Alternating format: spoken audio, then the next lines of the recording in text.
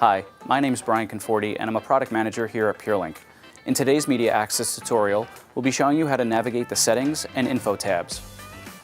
In the settings tab, under device, we can change the product ID name, the RS-232 settings,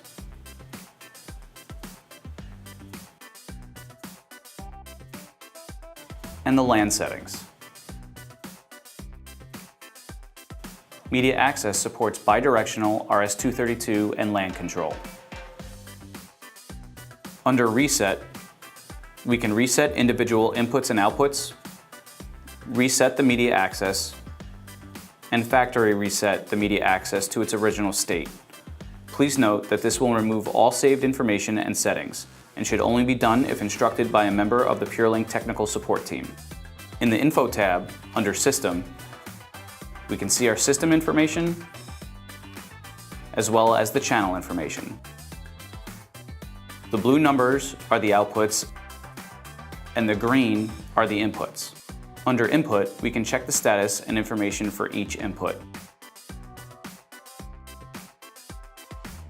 Under Output, we can check the status and information for each output. Thank you for watching this video. Please make sure to subscribe to our YouTube channel and visit our website at www.purelink.av.com. Thank you.